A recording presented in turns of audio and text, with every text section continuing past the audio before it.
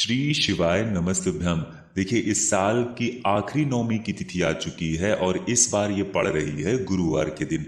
पूज्य गुरु जी कहते हैं कि गुरुवार का दिन भगवान विष्णु को समर्पित होता है और इस आखिरी नौमी की तिथि में अगर आप काले तिल के दाने वाला ये विशेष उपाय शिवलिंग के सम्मुख कर लेते हैं तो आपकी बड़ी से बड़ी मनोकामना महादेव की कृपा से तथा भगवान नारायण की कृपा से बहुत ही जल्द परिपूर्ण हो जाएगी।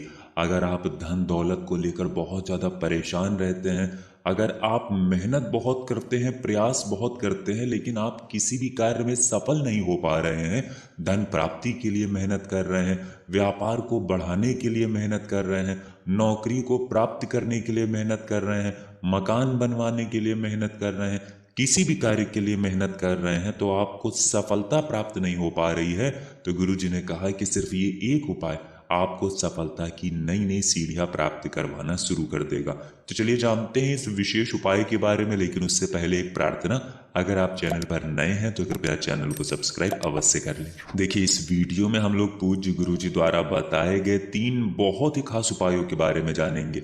यही उपाय हमारे जीवन की सारी मनोकामनाओं को परिपूर्ण करेंगे और अगर हमारे घर में लड़ाई झगड़ा हो रहा है, घर में अशांति का माहौल बना रहता है, तो गुरुजी ने कहा कि ये सब बहुत ही जल्द महादेव की कृपा से समाप्त हो जाएगा। चलिए जानते हैं गुरुजी द्वारा बताए गए पहले उपाय के बारे में। ये उपाय उन लोगों को करना है जिनका कोई भी कार्य सफल नहीं हो पाता। वो चाहे अपना व्यापार करें, चाहे नौकरी करें, चाहे धन प्राप्ति के लिए कोई भी कार्य कर लें, सारे प्रयास सारी मेहनत करने के बावजूद वे सफल नहीं हो पा रहे हैं, तो ऐसे लोगों को ये उपाय करना है। इस उपाय के लिए आपको 1 लोटा जल ले लेना है, फिर इसी के साथ आपको 1 बेलपत्र ले लेनी है।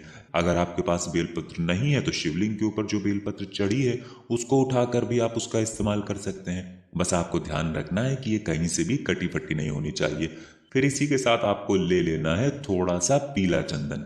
आपको सिर्फ 1 या 2 बूंद पीले चंदन की जरूरत पड़ेगी। फिर आपको ले लेना है थोड़ा सा गाय माता का घी।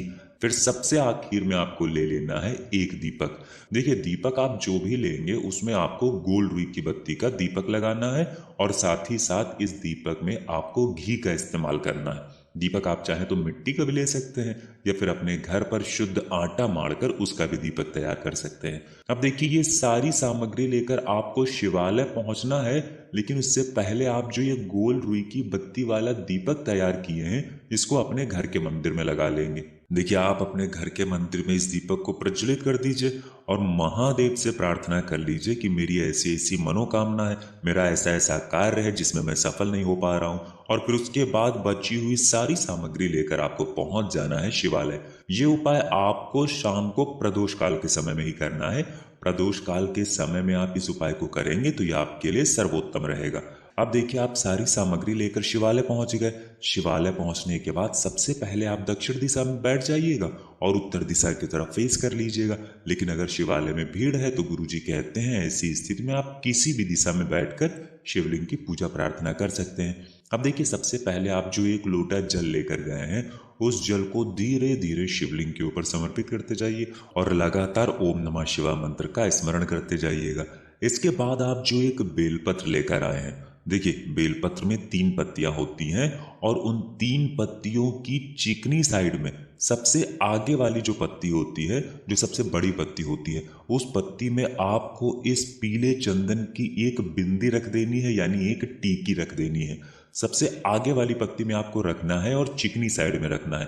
पीले चंदन की 1 बिंदी लगा देनी है और नीचे की दोनों पत्तियों में आपको गाय माता का घी लगा देना है। नीचे की जो 2 पत्तियां हैं उनमें चिकनी साइड आप पूरी में गाय माता का घी लगा दीजिए। अब ये आपकी बेलपत्री एक तैयार हो गई। सामने आपको जैसे दिखाया जा रहा है ठीक ऐसे ही बेलपत्र तैयार हो जाएगी।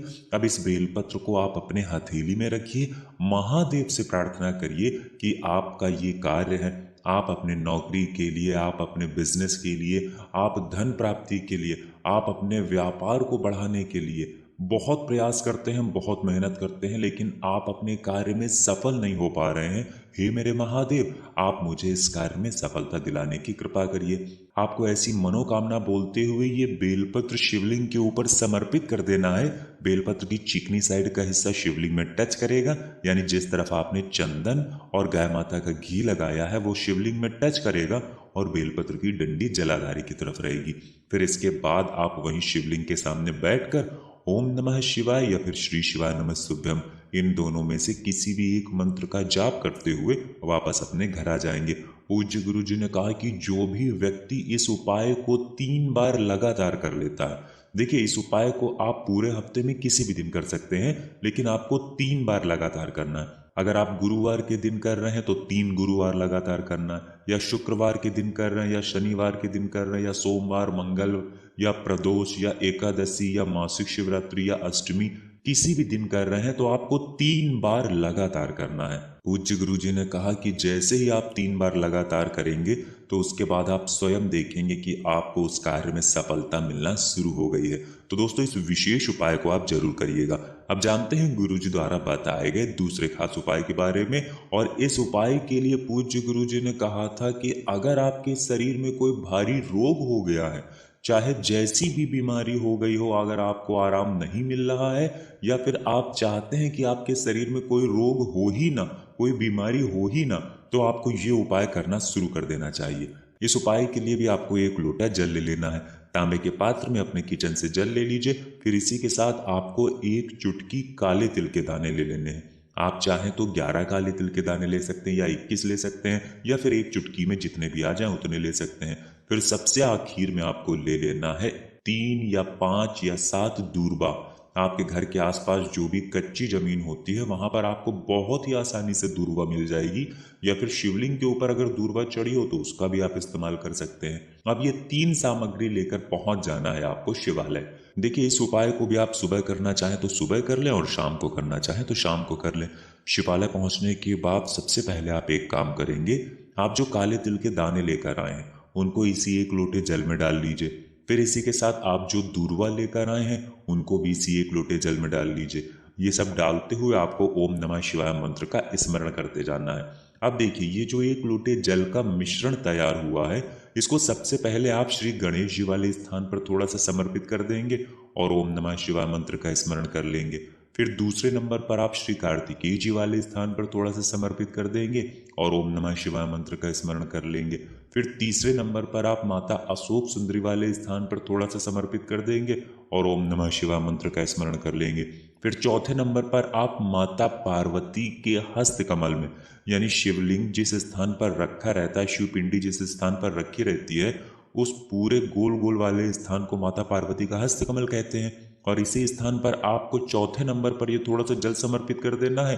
फिर 5वें नंबर पर शिवलिंग के ऊपर जो मटकी रखी रहती है, जो जलाधारी लटकी रहती है, उसमें थोड़ा सा जल समर्पित कर देना है।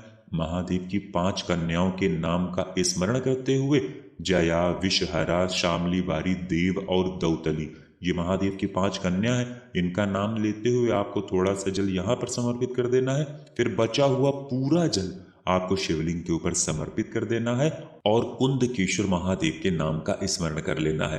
पूज्य गुरु जी ने कहा कि इस उपाय को अगर आप रोज करना शुरू कर देते हैं तो हम आपको यकीन दिलाते हैं कि आपके शरीर में, जीवन में कभी भी कोई भी बड़ा रोग नहीं होगा। अगर आपको कोई बीमारी है तो वो बहुत ही जल्द महादेव की कृपा से समाप्त भी हो जाएगी। अब जानते हैं गुरु जी द्वारा बताए गए तीसरे खास उपाय के बारे में।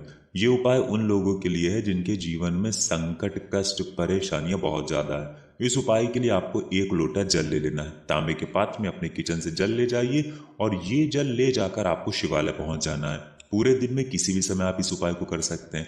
शिवालय पहुंचने के बाद ये जल भी आपको ऐसे ही समर्पित करना है। पहले गणेश जी वाले स्थान पर थोड़ा सा समर्पित करना है, फिर कार्तिकेय जी वाले स्थान पर, फिर माता अशोक सुंदरी वाले स्थान पर, फिर माता पार्वती वाले स्थान पर, और फिर बचा हुआ पूरा जल आपको शिवलिंग के ऊपर समर्पित करते जाना है। सब जगह जल समर्पित करते हुए आपको ओम नमः शिवाय मंत्र का स्मरण जरूर करना है। इसके बाद जलाधारी से जो जल नीचे गिर रहा है उसको थोड़ा सा ले लीजिए और महादेव से प्रार्थना कर लीजिए कि हे मेरे महादेव, मेरे जीवन में इस प्रकार के संकट, इस प्रकार की समस्याएं चल रही हैं, इनको दूर करने की कृपा करिए और इस जल को औषधि स्वरूप या अमृत स्वरूप बना दीजिए। और फिर ये जल लेकर आप अपने घर आ जाइए। इस जल का छिड़काव आप अपने घर के हर एक कोने में कर लिया करिए और घर के बाहर भी थोड़ा सा छिड़काव कर लिया करिए। पूज्य गुरु जी कहते हैं कि महादेव का ये जल अगर आप अपने घर पर रोज इस जल का छिड़काव करना शुरू कर देते हैं तो आपके जीवन के सारे संकट, सारी समस्याएं समाप्त हो जाती हैं। तो दोस्तों, ये थे पूज्य गुरु जी द्वारा बताए गए कुछ बहुत ही खास उपाय। अगर आपको जानकारी अच्छी लगी हो तो वीडियो लाइक करिएगा। मिलते हैं फिर एक नए वीडियो के साथ। श्री शिवाय नमस्तुभ्यम।